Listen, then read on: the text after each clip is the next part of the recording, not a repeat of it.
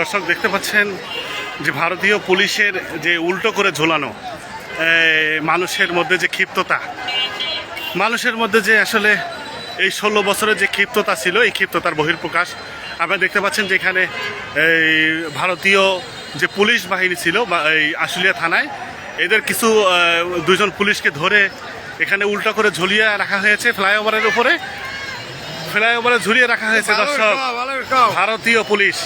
ভারতীয় পুলিশ বাংলাদেশ থেকে ভারতীয় দুঃশাসনের, ভারতীয়র যে তাবেদারি সরকার ছিল, এই সরকারের অবসান হয়েছে আমরা সকলে জানি। এই জন্য আসলে ভারতীয় পুলিশ তাদেরকে উল্টো করে ঝুলানো হয়েছে। আমরা এখানে দেখতে পাচ্ছিলাম যে এখানে কিছু ছাত্রদেরকে পুড়িয়ে মারা হয়েছে। এই ছাত্রদের পুরনো পোড়া অনেকগুলো অসংখ্য ছাত্র এই গাড়িতে রাখা হয়েছিল এবং পুড়িয়ে ফেলা হয়েছে। আমরা নিয়ে যা দেখাবো আপনাদেরকে যে আশুলিয়া থানায় যে একটা নারকীয় ঘটনা। গতকালকা এখানে সেনাবাহিনী ঘোষণা দেওয়ার পরে এইভাবে আসলে হামলা করা হয়েছে, সাধারণ মানুষের নির্বিচারে গুলি করা হয়েছে। আমরা হাজারখানিক ওপরে ছাত্রদেরকে গণস্বাস্থ্য মেডিকেলে ভর্তি করেছিলাম। আপনারা দেখতে পাচ্ছেন এখানে যে ছাত্রদের একটা স্তূপ, ছাত্র না গেলে ভাই ছাত্রদের স্তূপ দেখেন, এই যে পোড়া, এদেরকে বেঁধে রেখে একেবারে পুড়িয়ে ফেলা হয়েছে পুলিশের গাড়িতে। কতটা নৃশংস হতে পারে মানুষ, যেভাবে ছাত্রদেরকে বেঁধে যেভাবে পুড়িয়ে ফেলা হয়েছে, এই নৃশংসতা আসলে বাংলাদেশে তার এত ছাত্রর আত্মার বিনিময় যে বাংলাদেশ স্বাধীন হয়েছে, এই ছাত্রদেরকে হত্যা করার পরে আসলে আপনারা দেখতে পাচ্ছেন যে ভারতের যে এইভাবে নৃশংসভাবে কোনো পুলিশ বাংলাদেশে, আমি মনে করি যে এইভাবে হামলা করতে পারে না, এইভাবে পুড়িয়ে ফেলতে পারে না বাচ্চাদেরকে। তা আপনারা দেখতে পাচ্ছেন এদের বহিঃপ্রকাশ ফ্লাইওভারের নিচে যে ঝুলিয়ে রাখা হয়েছে উল্টো করে। আসলে থানায় এই ভারতীয় যে পুলিশের পোশাক পরে বাংলাদেশে কর্মচারী হিসেবে আওয়ামী লীগ সরকার নিয়োগ দিয়েছিল, তাদেরকে এখানে সাধারণ জনতা এরকম উল্টো করে ঝুলিয়ে রেখেছে। আপনারা দেখতে পাচ্ছেন এখানে যে একটা পোড়া গন্ধ, লাশের যে একটা পোড়া গন্ধ এখানে আমরা পাচ্ছি, এবং দেখতে পাচ্ছেন যে উল্টো করে ঝুলিয়ে রেখেছে। মানুষের ভিতরে কতটা ক্ষোভ থাকতে পারে, এই জন্য এটা আসলে এই 16 বছরের ক্ষোভের একটা বহিঃপ্রকাশ। বাংলাদেশে ইতিহাসে আসলে এমন নজিরবিহীন ঘটনা আগে কখনো কোনো মানুষ দেখেছেন কিনা, এই জন্য বাংলাদেশের যে নজিরবিহীন ঘটনা আমরা দেখতে পাচ্ছি। এখানে দুঃখজনক বিষয় হলো পুলিশের গাড়িতে অসংখ্য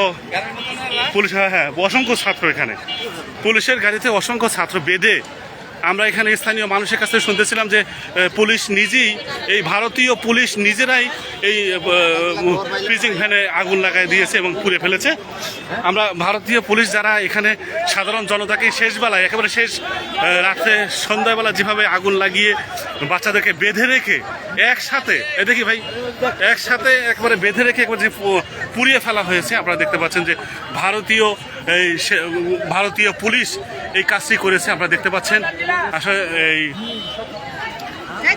আমরা আসলে এই নারকীয় ঘটনা, হত্যাযজ্ঞের বিচার দাবি করি। আপনারা দেখতে পাচ্ছেন যে যেভাবে বাচ্চাদেরকে পুড়িয়ে ফেলা হয়েছে একেবারে, এই জন্য এখানে অসংখ্য উৎসব জনতা। এখানে আমরা আশুলিয়া থানার মেইন রোডে একেবারে ঢাকা ইপিজেটের সামনের অংশেই বলতে পারেন, এখানে যে একটা হত্যাযজ্ঞ হয়েছে। ভারতীয় পুলিশ, এক কথায় ভারতীয় তাবেদারি থেকে আমরা বের হয়েছি, ভারতীয় দুঃশাসন থেকে আমরা যে বের হয়েছি। সারা বাংলাদেশের মানুষ আসলে আশুলিয়া থানায় যে নরকীয়, গতকালকা যে 3টার পরে যে নারকীয় হামলা করা হয়েছে এই ভারতের পুলিশের পক্ষ থেকে, ভারতীয় পুলিশ আশুলিয়া থানায় অসংখ্য পুলিশ ছিল। আপনারা দেখতে পাচ্ছেন যে এখানে এই ভারতীয় পুলিশের কারণেই আসলে এই নৃশংস হামলা করা হয়েছে। আমরা গতকালকে 1000-এর উপরে ছাত্র আমরা গণস্বাস্থ্য ভর্তি করাইছিলাম। আপনারা দেখতে পাচ্ছেন যেভাবে ফ্লাইওভারের নিচে ঝুলিয়ে রাখা হয়েছে, ফ্লাইওভারের নিচে যেভাবে ঝুলিয়ে রাখা হয়েছে এই ভারতীয় পুলিশ। তারা বাংলাদেশি পুলিশ হতে পারে না কখনোই। বাংলাদেশের পুলিশের পোশাক পরে, যে বাংলাদেশের পুলিশের পোশাকের যে একটা নাম ক্ষণ্ণ করেছে, আপনারা দেখতে পাচ্ছেন যে এখানে বাংলাদেশ পুলিশের একটা পোশাকের যে বদনাম, বাংলাদেশের যে একটা বদনাম, যেভাবে উল্টো করে ঝুলিয়ে রাখা হয়েছে, ভারতীয় সেই পুলিশ কর্মকর্তাদেরকে বাংলাদেশে এসে বাংলাদেশের মানুষের ওপরে যে নির্বিচারে গুলি করেছে। আমরা এখানে সবচেয়ে কষ্টের বিষয় হলো যে সাধারণ ছাত্রদেরকে যারা আন্দোলন করেছিল তাদেরকে বেঁধে এনে পুলিশের গাড়িতে রেখে আগুন দিয়ে পুড়িয়ে ফেলা, এটা নজিরবিহীন ঘটনা। আপনারা দেখতে পাচ্ছেন যে ওখানে অসংখ্য মানুষ, এই গাড়িতে কতগুলো লাশ আছে আসলে আমরা বলতে পারবো না। অনেকগুলো মানুষকে ওখানে একবারে একসাথে বেঁধে রেখে পুড়িয়ে ফেলে একেবারে মানুষগুলোকে নিঃশেষ করে দেওয়ার কথা ছিল, যে যেন কোনো প্রমাণ না থাকে, কোনো যেন অস্তিত্ব না থাকে। এই উদ্দেশ্যে হতে পারে যে এই বাচ্চাদেরকে এখানে একসাথে বেঁধে রেখে একেবারে পুড়িয়ে ফেলার চেষ্টা করা হয়েছিল। আমরা মনে করি যে এই লাশগুলো যেন এখানকার প্রমাণ যেন না থাকে, এই প্রমাণ নিঃশেষ করে দেওয়ার জন্য এই গাড়িতে এতগুলো মানুষকে একবারে রেখে যে পুড়িয়ে ফেলার যে চেষ্টা করা হয়েছে। আপনারা দেখতে পাচ্ছেন এখানে কতগুলো লাশ আছে, আসলে আমরা গণে শেষ করতে পারবো না। এই পুলিশের গাড়িতে এতগুলো লাশ আমার মনে হয় যে একসাথে রেখে আগুন দিয়ে, পুলিশ আগুন দিয়েছে, এটা সাধারণ জনতা এখানে বলতেছিল যে পুলিশ আগুন দিয়ে এই লাশগুলোকে একেবারে শেষ করতে চেয়েছিল, যেন কোনো প্রমাণ না থাকে, কোনো মানুষের কাছে কোনো প্রমাণ না থাকে। এইভাবে এই লাশগুলোকে পুড়িয়ে মুছে ফেলে দেওয়ার জন্য চেষ্টা করেছিল, কিন্তু জনতা এদেরকে ছেড়ে দেয় নাই। জনতা এদেরকে না ছেড়ে দেওয়ার কারণে এদেরকে উল্টো করে ঝুলিয়ে রেখেছে ফ্লাইওভারের নিচে। দর্শক, আমরা যুক্ত আছি আনোয়ার ইসলামিক মিডিয়ার পক্ষ থেকে, ফেসবুক পেজ থেকে আমরা আপনাদের সাথে যুক্ত আছি ঢাকা আশুলিয়া থানার একেবারে আশুলিয়া থানার কাছ থেকে। আমরা একটু কিছুক্ষণ আগে আমরা আশুলিয়া থানার ভেতরে ঘুরে আসছি, ওখানে আগুন জ্বলতেছে। আমরা দেখতে পাচ্ছিলাম যে ওখানে আগুন জ্বলছে এখনও। ওখানে একটি পুলিশের একজন ভারতীয় পুলিশ ওখানে মরে পড়ে আছে, পুড়িয়ে দেওয়া হয়েছে। এরপরে আমরা এখানে দেখতে পাচ্ছি যে এখানে দুটি লাশ, ভারতীয় দুটি লাশকে ঝুলিয়ে রাখা হয়েছে। আমরা জানি না আসলে ফেসবুকে এটা লাইভ করাটা ঠিক হচ্ছে কিনা, কিন্তু এরপরেও তো মানুষকে দেখাতে হবে, মানুষকে জানাতে হবে যে বাংলাদেশ কত কষ্টের বিনিময়ে আসলে স্বাধীনতা আমরা আজকে এই 5ই আগস্টে আমরা স্বাধীনতা লাভ করলাম। কত কষ্টের বিনিময়, কত ত্যাগের বিনিময়। আপনারা আসলে দেখে অবাক হবেন যে মানুষ যে এতটা ক্ষিপ্ত হতে পারে, আপনারা আসলে দেখে অবাক হবেন যে মানুষের ভেতর যে ক্ষোভ, এই ক্ষোভের একটা বহিঃপ্রকাশ আমরা দেখতে পাচ্ছি। এই জন্য শুকরিয়া জানাই আল্লাহ তাআলার কাছে, যে সকল ভাইদের কারণে আমরা এই বাংলাদেশটাকে এই ফ্যাসিবাদী সরকারের হাত থেকে আমরা মুক্ত করতে পেরেছি, এই স্বৈরাচার সরকারের হাত থেকে যে আমরা মুক্ত করতে পেরেছি এই দেশটাকে। এই জন্য আল্লাহ তাআলার কাছে সর্বপ্রথম শুকরিয়া জানাই, এবং আল্লাহ তাআলার কাছে আরও শুকরিয়া জানাই। আর ভবিষ্যতে যেন কোনো দিন যেন এইরকম যেন কোনো স্বৈরাচারী শাসক যেন বাংলাদেশে যেন না আসতে পারে, এইরকম শাসক আমরা চাই না। এইরকম ফ্যাসিবাদী সরকার, এইরকম জুলুমকারী সরকার আমরা দেখতে চাই না। এই জন্য এই স্বৈরশাসক সরকার থেকে আমরা যে বিতাড়িত করতে পারছি, বাংলাদেশ থেকে ছাত্র সমাজ যে বিতাড়িত করতে পারছে, এটা বড় একটা বিষয়। এবং ভবিষ্যতে আর কোনো দিন আমি মনে করি যে বাংলাদেশ যতদিন থাকবে অতদিন আর কোনো দিনও এই দেশে আর এইরকম স্বৈরশাসক হওয়ার মতন কোনো যোগ্যতা কোনো ব্যক্তি সাহস করবে না। যে মানুষের যে ভেতরে যে ক্ষোভ, এই ক্ষোভের বহিঃপ্রকাশ আপনারা দেখতে পাচ্ছেন।